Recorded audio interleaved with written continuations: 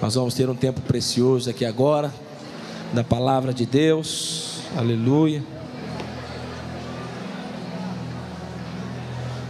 Antes de chamar o pastor Marcelo, que já está aqui do nosso lado, quero dizer para você que a maioria de vocês já bem o conhece a Vinha Internacional, sabe que de alguma forma nós também fazemos parte daquilo que Deus tem feito lá, através da nossa igreja, que também é dizimista. E o pastor Marcelo, todas as vezes que vem na nossa igreja, no nosso ministério, nós somos tremendamente abençoados, porque ele é um grande profeta do Senhor, é um pai para nós também.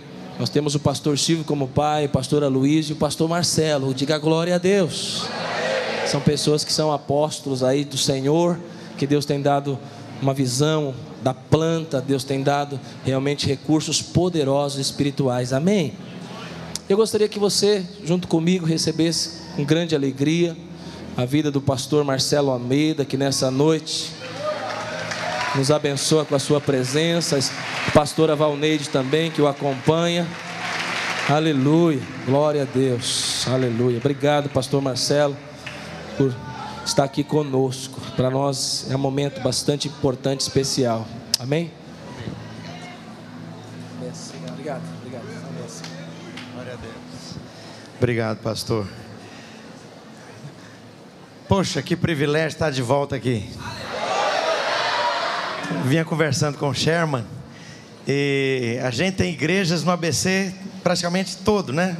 Praticamente não, todo ABC, mas não tem nenhuma cidade aqui da região próxima a São Paulo que eu venho tanto. Parece que tem uma cola celestial. É uma grande alegria, né? Toda vez que nós estamos aqui, os irmãos nos fazem nos sentir muito em casa. Então, obrigado pelo amor, por essa paixão maravilhosa que os irmãos têm por Jesus, pela fome, por essa santa, maravilhosa insatisfação. É isso que constrói o mover de Deus. E hoje eu tenho uma guarda-costas especial, a minha esposa. É a primeira vez que ela vem. Fique de pé, Valneide.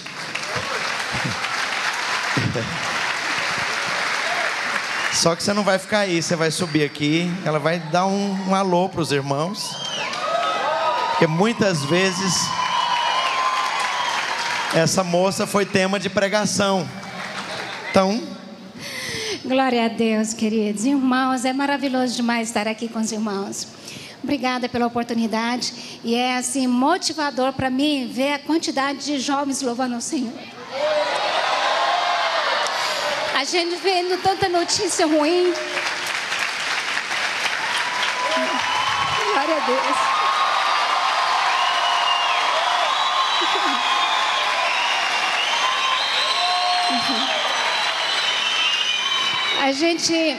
A gente percorre muito aí fora, e é tão ruim quando a gente vê tantos jovens envolvidos em tantas outras coisas e perdendo a vida, perdendo, o propósito no qual Deus o fez nascer. Pessoas que ainda não conheceram o chamado, não conheceram ainda o propósito naquilo no qual Deus o fez existir nesse mundo. E assim, é maravilhoso demais, é especial para mim estar aqui hoje e ver como que essa igreja, eu conheci o pastor bem no início, né, pastor? E ver como que a igreja avançou e quantos jovens estão. Irmãos, eu quero declarar que daqui sairão muitas luzes, muitas flechas, muito fogo, que alcançarão não só essa região, mas estará trabalhando conosco na Vinha Internacional, trabalhando e alcançando jovens, crianças aí fora desse mundo todo, em nome de Jesus. Amém, queridos? Amém. Glória a Deus. Gostaria que agora cessasse todo o movimento, especialmente lá atrás, e pega na mão da pessoa que está do seu lado. Você vai orar por si e vai orar por ele também, ou por ela. Peça que a voz do Espírito Santo se faça ouvir de maneira poderosa nessa tarde. Pede isso com toda certeza de coração, toda inteireza. Pede que o Espírito Santo mostre Jesus nessa noite, nessa tarde. Pai, essa juventude que está reunida aqui é estratégica. Meu Deus, esse povo maravilhoso é eleito por Ti para uma grande obra. Eu peço que Tua palavra, a palavra que está no Teu coração, não a palavra do homem, não a lógica do homem, não a articulação da mente, mas a palavra do coração de Deus, seja liberada com poder, com vida. Meu Deus, a Tua palavra seja liberada como labaredas de fogo, marcando o nosso coração e nosso espírito, em nome de Jesus. Glória a Deus. Abra sua Bíblia comigo, em Êxodo capítulo 2. Êxodo capítulo 2.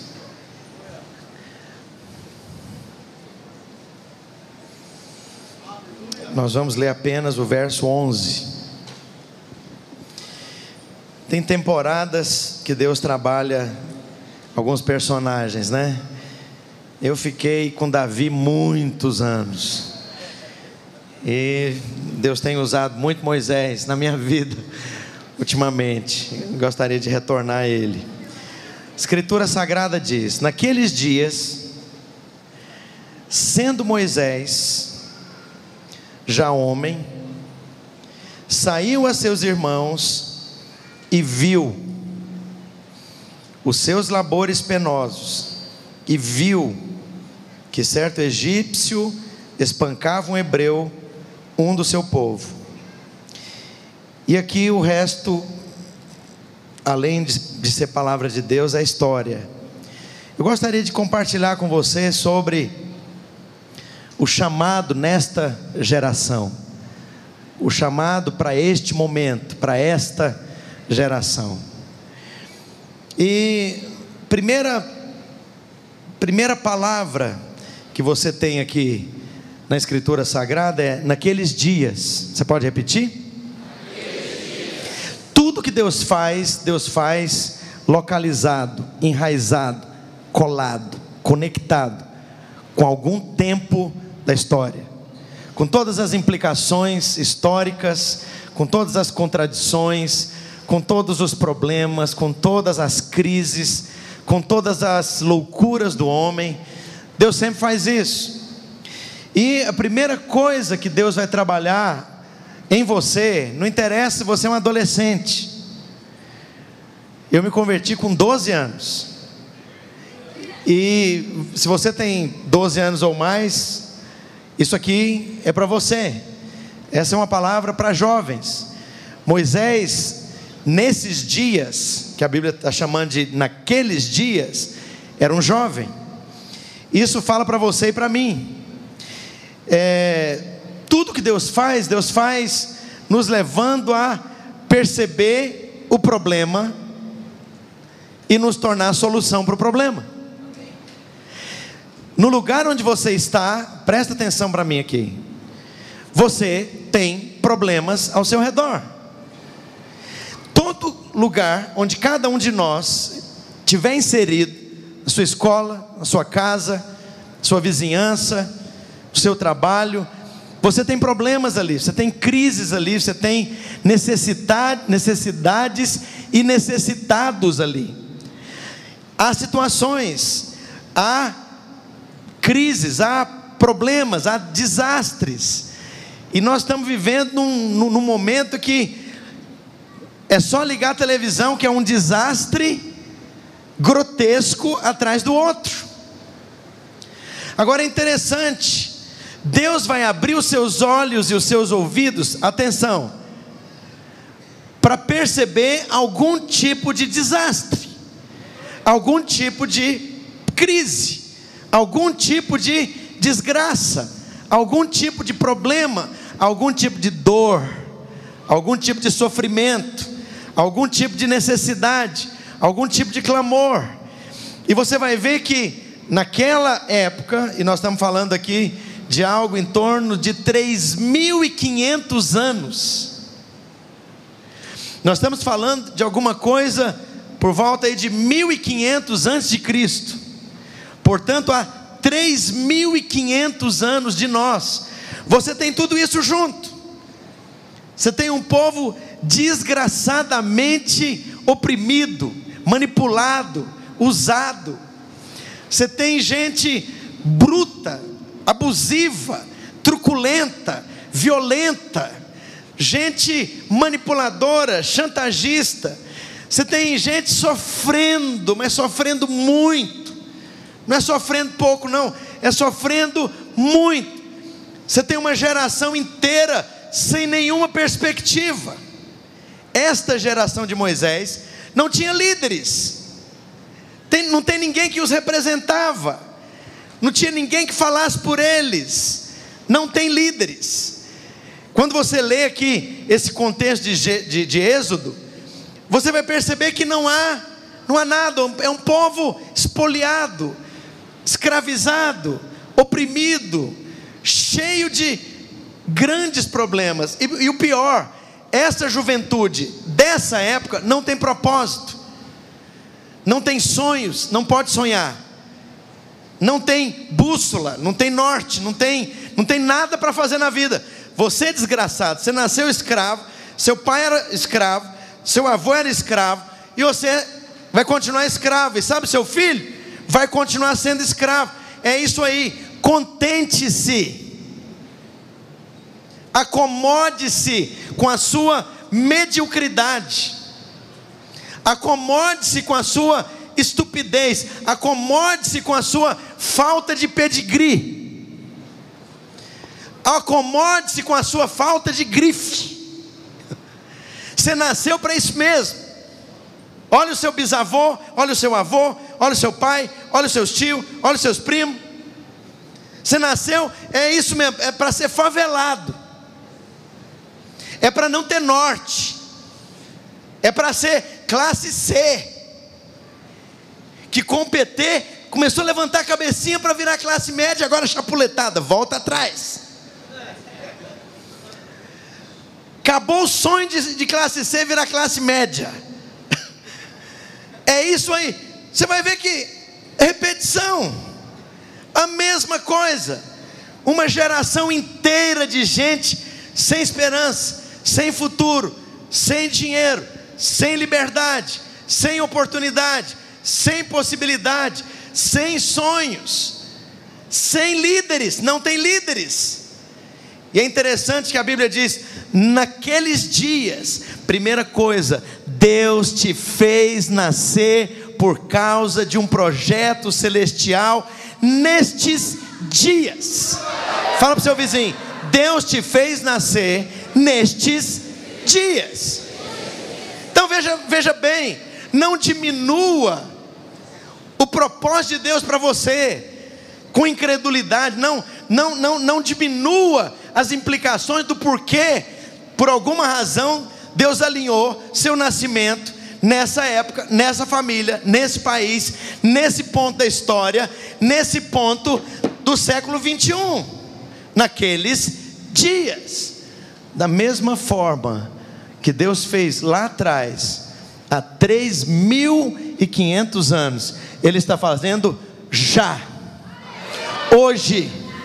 Mauá, novembro de 2015.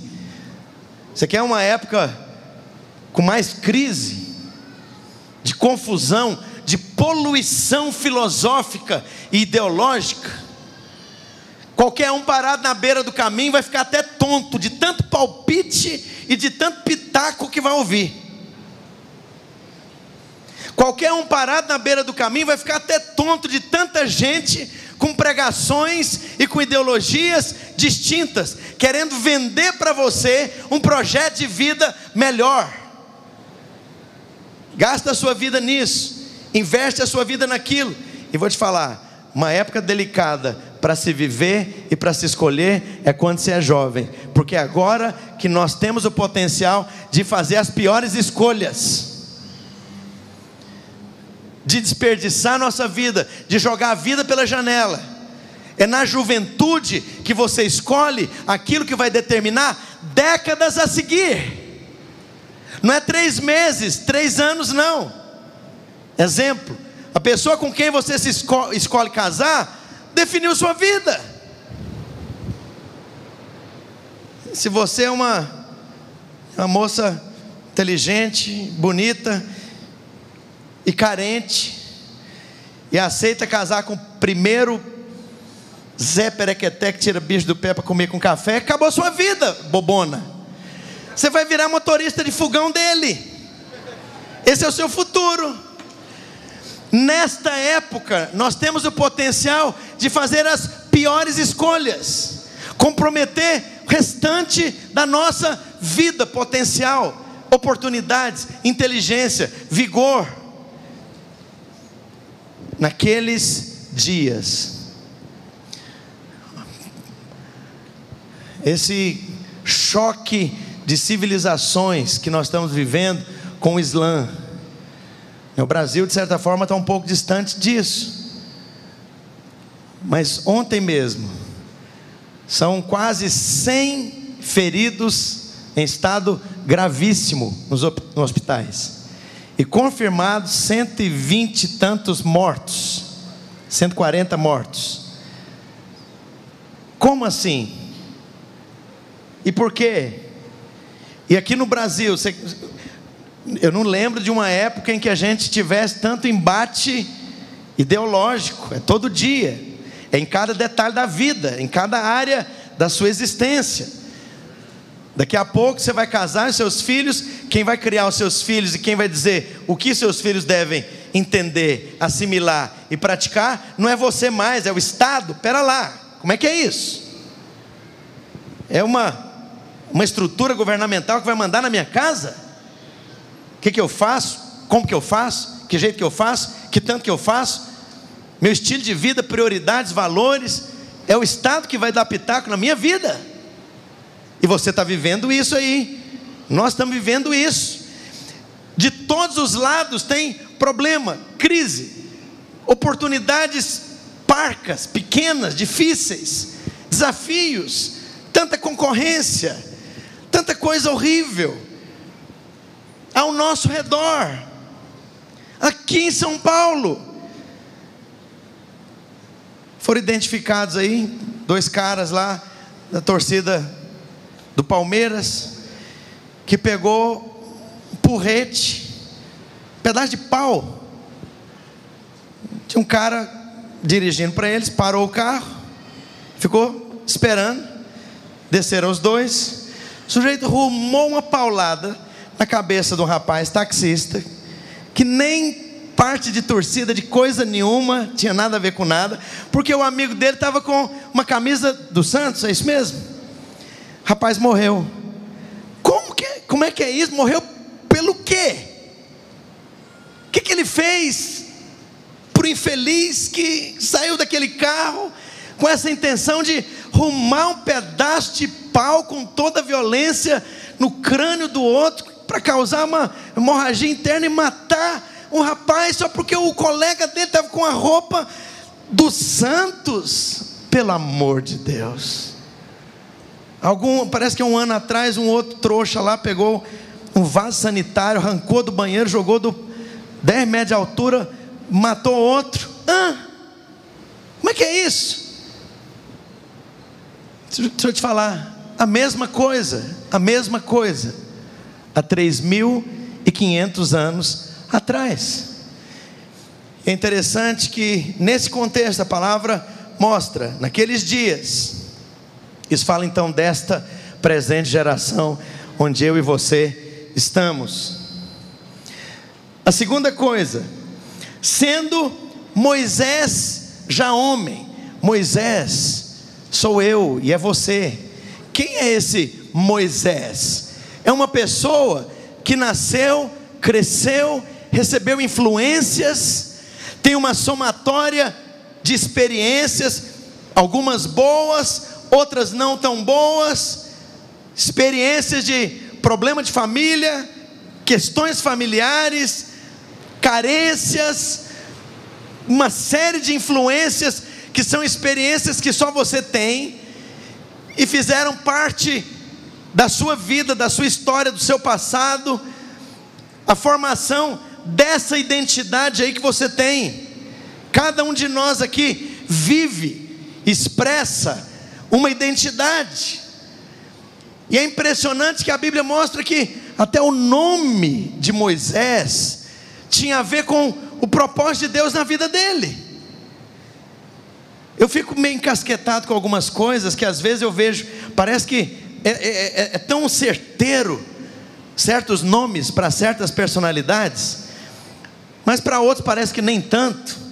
Eu tenho um filho mais velho, o nome do menino é Pedro, mas você olha o Pedro da Bíblia, mas parece que reencarnou. Mesma coisa. E por falar do Pedro, que é uma figura muito amada minha, meu filho também, e o Pedro da Bíblia, ele, chamado ministerial, ama a Deus, compõe cânticos, né, com cada letra que eu já cheguei nele e falei: nossa, que letra fantástica, onde você copiou? Que isso, pai, fui eu que escrevi. Você? Mas essa coisa de ser pastor na videira, essa coisa de muita disciplina, desse negócio, de muito processo, relatório, acompanhar, não sou muito desse negócio de processo, de disciplina, de foco. Sabe onde o menino foi parar? No exército americano. Ele é líder de uma equipe de 12. E ele tem que acordar todo dia 4 horas da manhã. E tem que averiguar todo o equipamento e munição de todos os 12. E tem que fazer um relatório de tudo isso. Eu falei: na videira é mais fácil. Eu tive a oportunidade de aprender da maneira graciosa, agora eu estou aprendendo da maneira engraçada. A cada 2 dias tem que carregar não sei quantas milhas um dos colegas na cacunda, porque o treinamento é violento. Come entre 4 e 4.500 calorias por dia. O menino está seco. Lerê, lerê, tá, lerê, lerê, lerê, tá. E aí indicaram ele para fazer lá o curso de oficiais. Ele falou: não, eu quero terminar logo esse contrato, porque eu quero envolver no ministério. Mas engraçado, a coisa da disciplina e do foco foi aprender da maneira engraçada. Enfim, estou falando de nome. Como que Deus molda a sua personalidade. O outro filho mais novo, justamente é o mais novo, é o caçula, Timóteo. E quando eu dei o nome dele de Timóteo, eu pensei no Timóteo da Bíblia, novinho, comprometido com Deus. Parece reencarnação. Estou brincando, evidentemente. Por favor, me permita brincar assim com vocês. Mas é impressionante como o nome dele tem tudo a ver com a vida dele. Dos meus filhos é o mais sério, é o mais focado, é o mais disciplinado. Tão jovem, com a pregação tão cheia de revelação e de graça. Não despreza a tua mocidade, antes ser tu padrão dos fiéis, na fé, no procedimento e no trato. É o Timóteo. Mas é interessante que Deus aqui, para esta geração, nós acabamos de ler, naqueles dias, diga naqueles dias, Deus molda a identidade de Moisés com uma carga de chamado, diga chamado, que Deus coloca dentro da vida dele. E Deus usa as experiências ruins, difíceis, a dor, problema, crise, conflito, me permita dizer, desgraceira que ele via ao redor. O valor da vida passa a valer nada. Sofrimento, a brutalidade é a regra. E Deus mete, coloca, instila, prega, cola dentro dele o encargo. E é um encargo por olhar a necessidade ao redor. Ele simplesmente abriu o olho e viu ao redor. Viu o quê? A mesma coisa que você está vendo, menina. Sua tia, suas primas, seus primos, sua família pessoal que trabalha na loja onde você trabalha, seus colegas de escola, as pessoas que congregam na sua célula, cada um com um peso, uma carga, uma bagagem, um problema e um potencial. E Deus então molda nesse Moisés uma identidade e dá para ele a capacidade de perceber os problemas e as necessidades ao redor.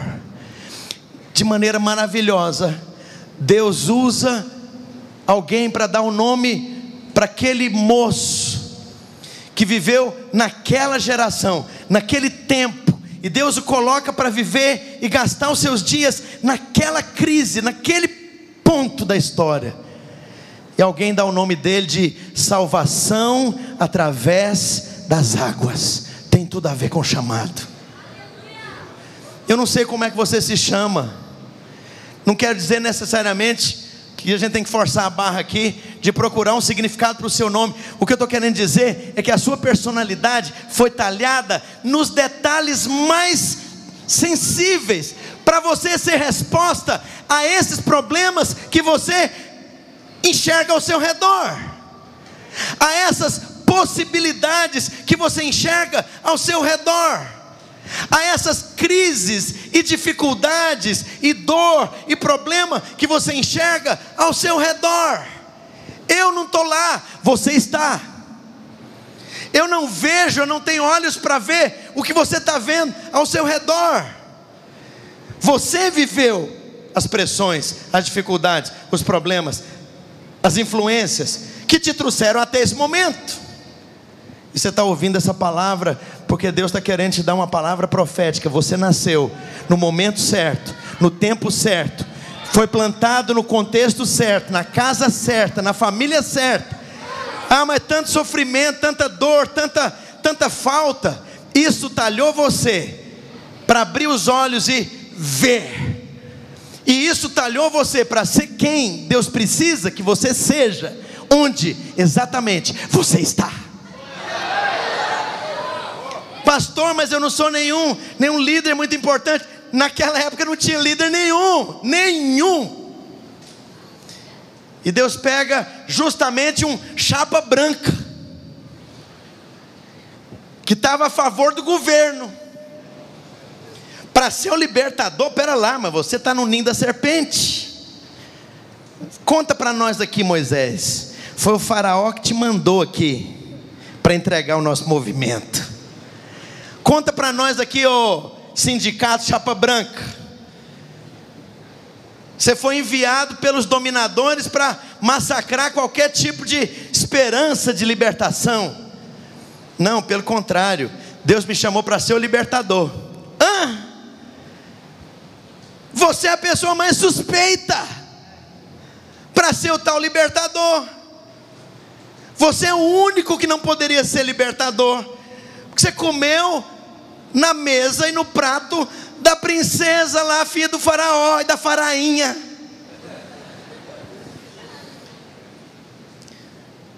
Quero te falar, você nasceu com todos os alinhamentos de chamado, de unção, de experiência, de percepção, de personalidade, de potencial, de possibilidades, de talentos, para fazer toda a diferença onde você está, e para botar para quebrar onde você está. A escolha é sua. E a próxima coisa que a Bíblia diz do Moisés, e o Moisés aqui nesse texto sou eu e é você, já homem, significa que vai ter uma época na sua vida, e a minha grande expectativa é que essa época tenha chegado, é que você vai largar de besteira, largar de sonhos fisiológicos, de coisa que tem a ver com o ventre, coisa que tem a ver com consumo, coisa que tem a ver com coisa. Não sei se eu contei isso, pastor Washington, que é o nosso supervisor para a África portuguesa, eu estava com ele um tempo atrás, ele perguntou para mim, eu acho que ele queria me dar um presente. Não veio presente nenhum. Mas eu acho que ele perguntou isso por conta de, não sei. Falou: pastor, o que enche o seu coração? Né? Sei lá, de coisa. Enche o meu coração? Alguma coisa assim que você gostaria muito de ter, ou de comprar. Eu falei: nossa, mas que pergunta legal. Nunca ninguém me perguntou isso. Sabe que eu nunca pensei nisso. Me dá um tempo aí, deixa eu pensar aqui. Aí ficou aquele silêncio no carro, ele estava dirigindo para a igreja. Eu fiquei pensando, o que enche meu coração de coisas naturais, né? Porque era a pergunta. Nada que enfrói ou contribui, não. Tem roupa, não tem passeio, não tem carro, não tem caneta, não tem relógio, não tem vinho que foi feito pelas freiras da Suíça, que pisaram lá com os pés, sei lá, e as garrafas que foram sopradas pelo próprio Papa e guardadas durante 70 anos, que pega esse vinho seu, joga isso aí lá na... Nossa, pastor, não tem um carro assim. Sabe que eu nem conheço marca de carro? Não me interessa. Eu tenho um carro que não é meu, é propriedade do banco, para pagar em 72 vezes, falta 65. Para trás disso não, gente. Tinha 12 relógios, dezembro do ano passado. A maioria relógio caro. Não comprei nem, assim, para não falar que não comprei nenhum, eu comprei 2, mas comprei barato. 39, 40 dólares, uma coisa assim. Aí com aquela relojeira lá, falei: quer saber? Dei tudo. E tinha relógio caro que eu ganhei de discípulo, Silvio Galli. E aí, fui viajar agora, vim para cá, né, para o Brasil. Perdi um relógio que já tinha quase 2 anos que eu estava usando. Ele caiu, arrancou 2 números do mostrador. O Alexandre Dotto, lá de Cuiabá, falou: pastor, eu tenho quem arruma. Pois não colaram os 2 números caídos do relógio, me devolveu o relógio. Perdi o relógio em casa, não sei onde que eu larguei esse relógio. Aí o Guilherme, meu filho, estava com uns relógios da China, 4 dólares o relógio de 12 real. Sabe aquelas gondas porca fajuta que você estica muito, ela arrebenta em 15 dias? Foi com esse relógio que eu viajei. Estava em Curitiba, um rapazinho da igreja falou: pastor, Deus mandou trocar de relógio com você. Falei: ih, meu filho, você levou tinta. Porque eu peguei, ganhei um relojão aqui bonito do menino, de marca. Nunca vi essa marca, mas é boa. E eu falei: você vai ficar com um relógio de 4 real. O que enche o seu coração? Nada, não me interessa. Eu quero ver o mover de Deus avançando, quero ver a casa de Deus crescendo, eu quero ver uma geração de jovens apaixonados despertados, eu quero ver os de um talento envolvidos. A minha vida é para isso. Não fiquei rico com ministério, né? Não tem uma fortuna, é isso. Viagem de classe econômica. Você sabe quanto tempo você fica sentado dentro de um avião quando você viaja de Nova York para Joanesburgo? 17 horas. Deu um fungo aqui nas costas, de tanto eu ficar sentado com as costas em poltrona de classe econômica de avião velho. O que enche seu coração? Nada disso. É interessante que Moisés, a Bíblia diz, já homem feito. Vai chegar numa época na sua vida, olha para mim, que Deus vai te levar a sintonizar o que realmente é importante nessa vida, o que realmente tem valor nessa vida, em busca do que você vai colocar a sua vida em andamento, o que é relevante, significativo e que vai trazer satisfação para o seu coração. Moisés já tinha passado dessa fase de glamour. Para ele não era mais importante ser príncipe, usar roupa de príncipe, frequentar lugar de príncipe, ser paparicado como príncipe. A Bíblia mostra que ele tinha mais ou menos uns 40 anos, era um jovem maduro. Lá na Vila Mariana, quando a gente queria, porque em São Paulo tem um milagre, tem um mistério ondas, né? Uma rapaziada que casa mais velho, né? As moças, os rapazes e tal. E tem uns mistérios, a moça bonita, cheia do Espírito Santo, envolvida na vida da igreja, formada, com um salarião, e não casa. E alguns rapazes também, é um mistério, nunca entendi, não vou explicar isso. Mas enfim, Moisés aqui, era um caso desse. A Bíblia diz que o sujeito tinha 40 anos. 40 anos solteirão. Nessa época ele não está mais brincando com a vida, de gastar a vida com lixo, gastar a vida com projetos imbecis, desculpa a expressão, apostar a vida com aquilo que não vai trazer relevância, significado e satisfação. Então a Bíblia mostra que esse alinhamento de o tempo certo, uma identidade que alinhava já as condições de experiência, de influência, de maturidade, para aquele momento. Moisés foi enxergar o problema, diga enxergar o problema. E a Bíblia diz, sendo já homem feito, saiu aos seus irmãos e viu. Deus quer te mostrar. Quer perguntar, o que é que você está vendo? O que é que você está vendo hoje em dia? Ah, pastor, eu quero casar. Casa mesmo, meu filho. Quero arrumar um emprego, ter condição de alugar um apartamento decente, entrar na corte com uma moça preciosa. Ótimo, excelente projeto. Mas isso é meio do caminho, isso não é sonho. Onde é que você quer chegar? A Bíblia diz que Moisés viu o quê? Viu o problema, viu a necessidade, viu a dor, viu o conflito, viu a crise. E deixa eu te falar, nós nascemos para ver, mas esse ver não é uma contemplação passiva, não é uma contemplação para não fazer nada. Às vezes você é a última chance do seu avô ser salvo. Uma vez eu vi uma situação profética que me assustou. Durante os anos que nós estávamos em Portugal,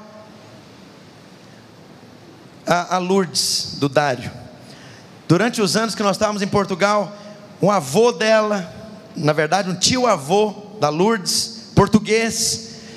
O homem já tinha tido não sei quantos derrame, velhinho, sabe aquela pessoa horrível que ninguém gosta, ranzinza, reclamão, desbocado, xingava por qualquer coisa, explodia por qualquer coisa, dá vontade de pegar, e já não andava mais, dependente, cadeira de rodas. Se fosse qualquer pessoa, pegava aquela cadeira de rodas, um penhasco, ô velho, vai embora, junto ao trono de Deus preparar. Ô véi chato.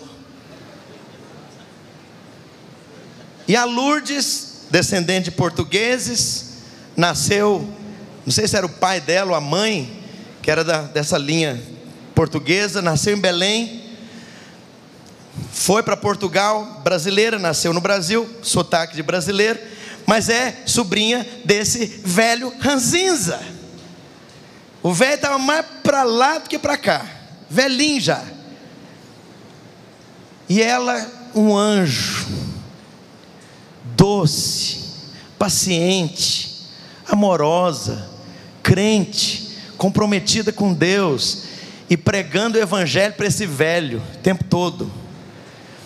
Um dia eu vi aquela cena, aquela situação, eu falei para Lourdes, falei: Lourdes, Deus trouxe você como última chance para o seu tio ouvir do evangelho, ser salvo e partir para a eternidade como alguém que tem o nome escrito no livro da vida. Talvez ele não enxerga isso, mas sabe quando você vê a cena toda? Mas no meio de dezenas de sobrinhos, por que é logo a Lourdes? E a Lourdes acompanhou aquele velho até a morte. Eu quero te falar o seguinte: a palavra de Deus está dizendo que ver a circunstância, ver o problema, faz parte do projeto de Deus para você, para mim, para essa geração, e do porquê que você está aqui e agora. Há circunstâncias onde você está inserido em que você será a última chance, em que você será o anjo que Deus colocou naquele lugar para que aquelas pessoas que avacalham com a sua fé, que enxovalham com a sua fé, que criticam a sua fé, que abusam de você verbalmente, você é o anjo que Deus colocou ali para vencer esses obstáculos.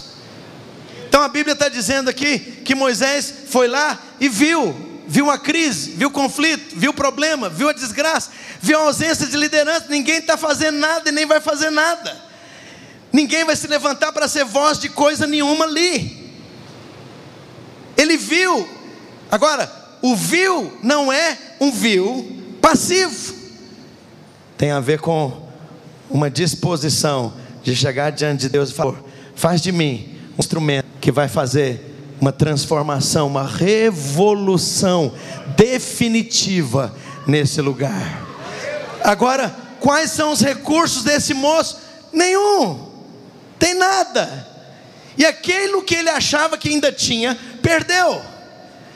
Porque Deus queria que os recursos de Moisés não fossem os recursos limitados de alguém que foi treinado numa universidade, que tem o pedigree de príncipe, que tem a autoconfiança e a saúde emocional de uma autoestima elevada. Não é isso que te qualifica a ser resposta para o problema que você viu. O que te qualifica é seguir o Espírito Santo até o momento em que ele vai falar para você: agora você vai no meu nome fazer o que eu te disser, na minha força, na minha unção, no meu poder e na minha eficácia. Antes você achava que tinha algum recurso, mas você não tinha. Eu estou tirando você dos seus limites, para que eu te dê agora um campo ilimitado. E o campo ilimitado é você ser instrumento nas minhas mãos. E agora o que acontece? O impossível. Como que é libertar uma nação inteira sem dar um tiro? Libertar uma população de milhões sem tirar a espada, sem treinar um exército? Não vai haver confronto, porque a luta não é sua, Moisés. Eu executarei juízo contra os deuses do Egito, disse o Senhor. O que significa isso? São as forças e os poderes que eu vencerei pelo meu braço forte. Quanto a você, segue as estratégias. Você não vai ser requerido a desembainhar uma espada, a dar um tiro, a viver um conflito, a entrar num embate direto. Mas espera aí, Senhor, nós vamos triunfar sobre a nação mais poderosa, mais bem armada, mais bem treinada, o melhor exército da época, a maior potência militar e tecnológica. Como? Chá comigo. Que coisa interessante. Do meio do nada, alguém que viu, entendeu o chamado, alguém que percebeu que é na força de Deus que você vai ser eficaz em ser resposta lá nos problemas que você enxergou. É à medida que você depende da força que não é sua, das estratégias que não são suas, das ferramentas que não são suas, do poder que não é seu. E como é que funciona isso? Exclusivamente por fé, totalmente por fé. É a fé que é posta em Deus, que desencadeia esse poder ilimitado e libertador. Que fé? É um Deus que tem rosto? Não. É um Deus que tem templo e tem endereço? Não. É um Deus que tem nome? Não. Até esse momento Deus não tinha nome. Um Deus sem face, sem endereço e sem nome? Ah, brincadeira. Nós somos humanos, nós temos que ouvir um nome, ter um endereço de um templo, para incensar lá algum tipo de ídolo, e nós temos que ter um Deus que tem rosto. Pois é, mas o onipotente que vai fazer você botar para quebrar, ele é honrado quando você crê na sua palavra. O poder dele vem e é liberado na sua vida quando você se entrega sem reservas, e você faz dele alguém verdadeiro. Porque quando alguém descrê, você está fazendo Deus de mentiroso. E é interessante que aqui Moisés então entra num momento da história que ele levanta uma nação inteira que estava entorpecida e subjugada na escravidão. Irmãos, sabe o que é que nós vivemos nos dias de hoje? A mesmíssima coisa. Sabe qual é a única diferença? Deus não tem ídolos, Moiséses. Deus não trabalha na base de um clero que rege, que manipula, que articula, que faz você funcionar no sentido de que você tem que ser alguém manipulado por alguém. A Bíblia mostra que agora, nesta presente geração, é o protagonismo do povo inteiro, da igreja inteira, do povo inteiro, porque a Bíblia diz que nós somos sacerdotes gerados em Cristo Jesus para essas boas obras. E a palavra mostra claramente que essa nação sacerdotal faz de cada um de nós alguém protagonista no lugar onde nós estamos. Agora, que coisa impressionante. Talvez naquela época em que a população da humanidade inteira talvez desse algumas dezenas de milhões de pessoas, 3.500 anos atrás, a população da humanidade seria algumas dezenas de milhões de pessoas. O Moisés resolve a parada, mas nessa presente geração, com 7,2 bilhões de pessoas, Deus está levantando uma geração de Moisés, de homens e mulheres que entenderam a sua posição. Eu quero te falar, Deus te chamou para uma tarefa lá na sua casa. Deus te chamou para uma tarefa lá na sua parentela. Deus te chamou para uma revolução lá na sua escola. Deus te chamou para tomar iniciativa lá naquela empresa. Deus te chamou para tomar iniciativa naquela rua, naquela vizinhança, naquele bairro. Deus te chamou para se levantar. E não sou eu, não é pastor Silvio. Esse é um chamado divino.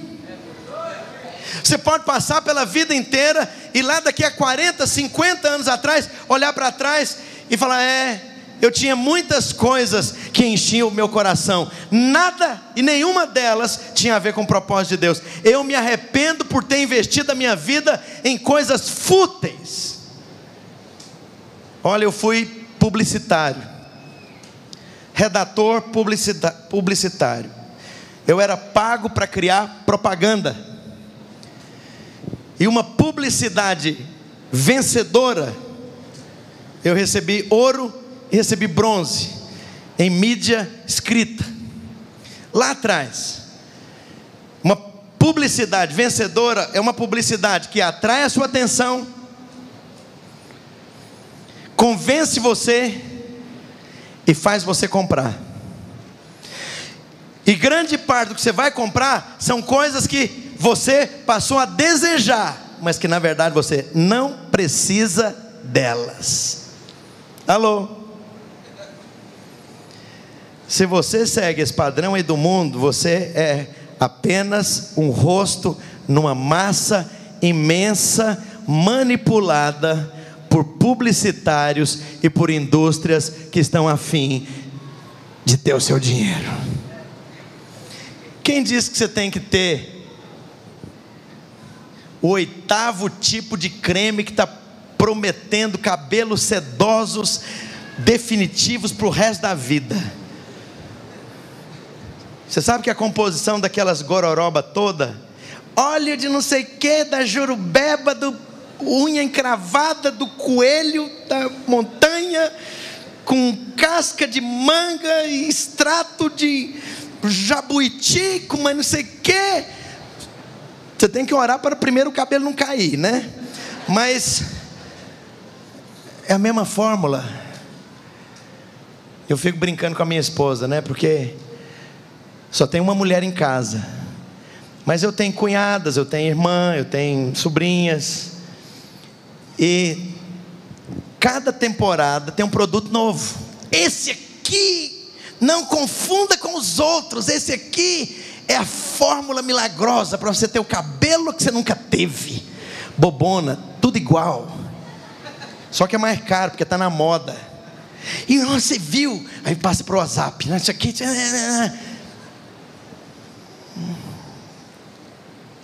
quantos mudaram de cabelo porque você mudou de creme hidratante, não sei o que, não sei o que. Não estou falando da escova transgressiva, porque aquilo ali nem defunto, né?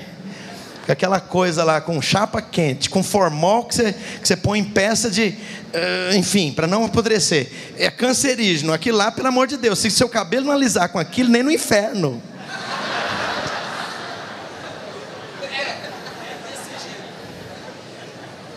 Quando lançaram a tal da escova transgressiva com formol, numa graduação elevada, a minha esposa fez a escova, desculpa, ela fez a escova transgressiva. Ela não podia dormir com o cabelo assim, para não intoxicar a pele. Ela tinha que pôr o cabelo assim, pastor, longe dela.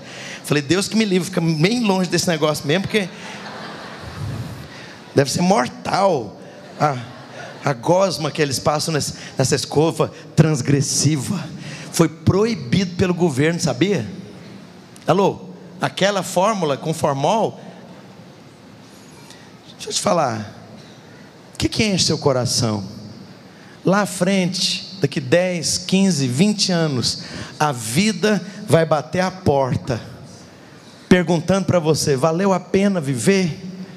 Valeu a pena existir? Onde eu gastei meus dias, meu tempo, minha energia, minha inteligência, as oportunidades, o meu vigor, o meu trabalho, a minha expectativa? Interessante que lá na frente você vai perceber que Moisés não apenas entrou no propósito de Deus, no nível mais elevado, mas ele descobre o próprio relacionamento pessoal com Deus, como o chamado mais nobre que alguém pode viver nesse planeta Terra.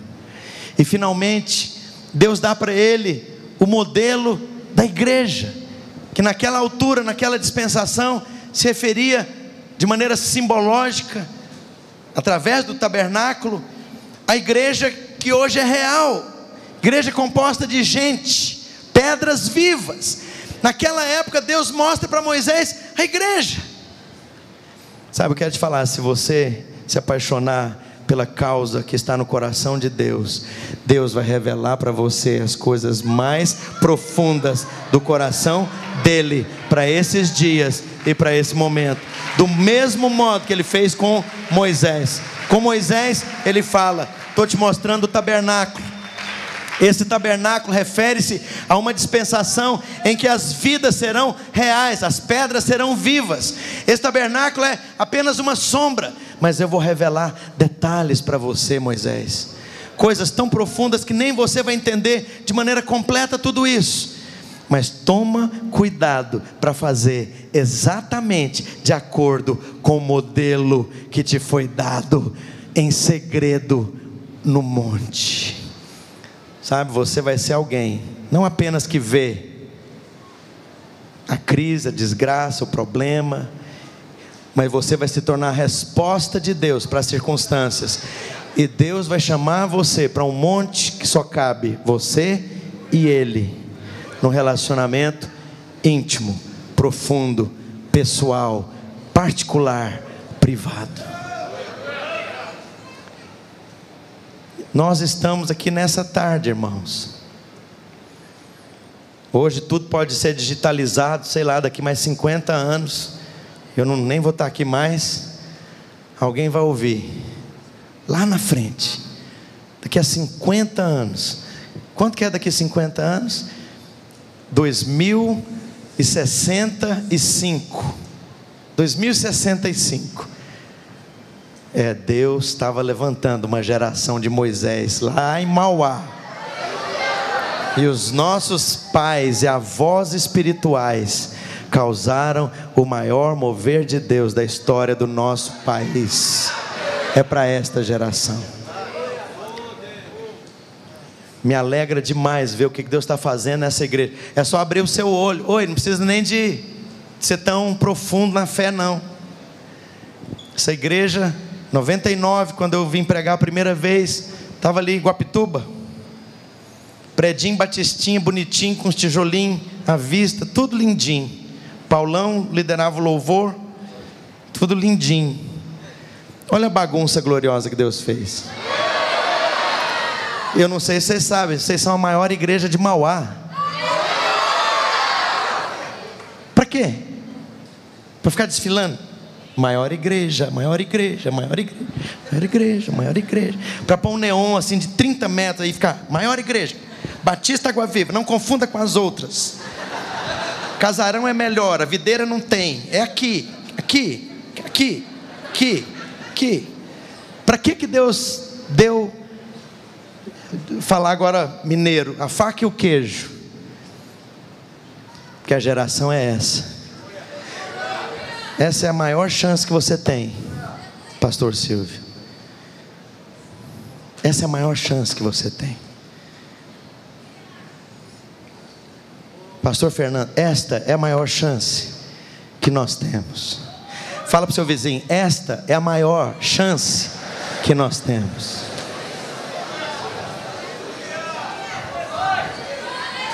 Por que Deus deu ferramenta, deu estratégia, deu visão, deu ensino, deu revelação, deu poder, deu graça, deu resultado, deu fruto, deu esse prédio, deu liberdade, deu oportunidade? Por quê?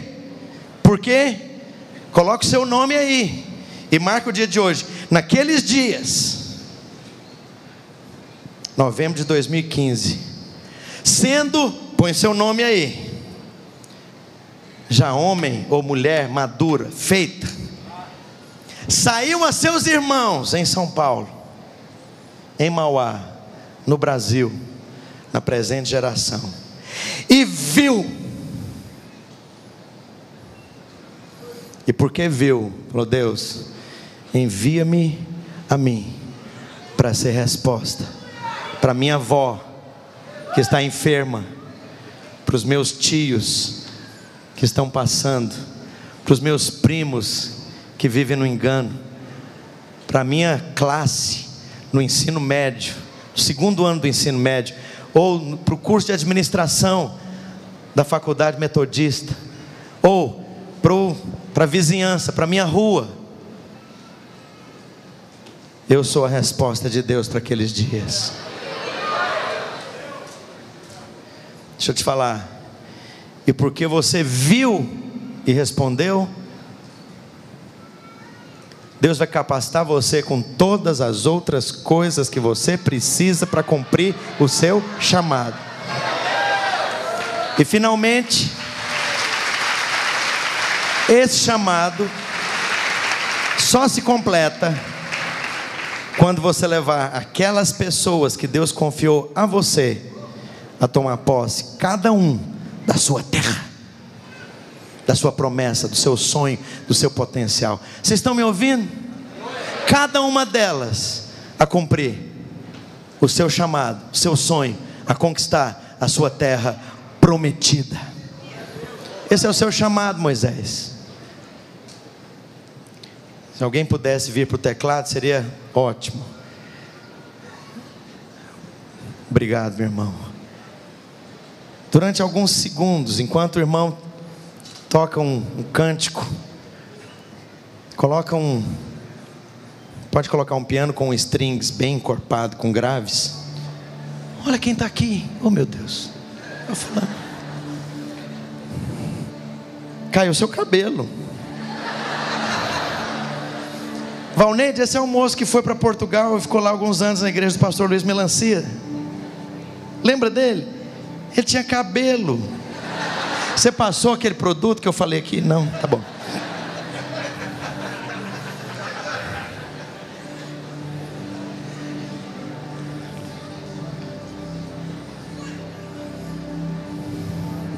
Sabe, amados, ver o propósito não é para todo mundo, porque nós só enxergamos aquilo que o Espírito Santo nos faz ver. Feche seus olhos. Fala: Deus, o Senhor me chamou para viver nesses dias. E o Senhor moldou em mim uma identidade de Moisés, em que a minha personalidade, a minha identidade, as minhas experiências, a minha história me fez esse homem feito, essa mulher feita, maduro. E o Senhor me colocou onde o Senhor me colocou, lá naquele lugar. E o Senhor me fez ver o problema, ver a crise, ver desespero, ver a dor, ver a futilidade da vida. O Senhor me fez ver. Agora me envia com o peso da tua glória, para ser resposta e libertação para aquele povo. Me dá as estratégias e a maneira e as palavras da maneira certa. Leva-me a ser instrumento teu, não apenas de libertação, mas de esperança, até que eu conduza quem o Senhor quer que seja conduzido para a posse completa da terra prometida que o Senhor tem dado a eles. Faz isso na minha vida. Quero fazer disso a razão da minha existência, o meu projeto existencial mais elevado e mais nobre. Se você sente que você foi chamado por Deus para isso, não interessa que você é um adolescente de 13, 14 anos, não interessa que você tem chamado para ser um pastor ou uma missionária. O chamado de Deus para você já existe. É para ser instrumento de Deus onde você está. Se você tem a convicção gerada pelo Espírito de Deus nessa tarde, que há poder, há unção e há uma revolução a ser causada, fique de pé onde você está e ore com todo o seu encargo, com todo o seu coração. Responda a Deus nessa palavra. Responda a Deus nessa palavra. Responda a Deus nessa palavra. Responda a Deus nessa palavra. Quando Moisés chega diante de Deus, ele só tem um cajado, um pedaço de pau. Fala para Deus: eu não tenho nada a não ser esse cajado que representa as coisas mais básicas da minha vida, mas manifesta o teu poder extraordinário, poderosíssimo, eficaz através da minha vida. Abre a sua boca. Eu gostaria que você respondesse ao Senhor nessa tarde. Abre a sua boca. Abre a sua boca. Deus vai usar para curar enfermos. Deus vai usar você com palavra de conhecimento. Deus vai usar você para orar e libertar cativos. Deus vai usar você para consolar, para inspirar. Deus vai usar você para abrir caminhos. Não interessa que tem um mar inteiro na frente daquelas pessoas, o mar se abrirá, o poder de Deus se manifestará, os recursos virão, cada um a seu tempo. O favor de Deus estará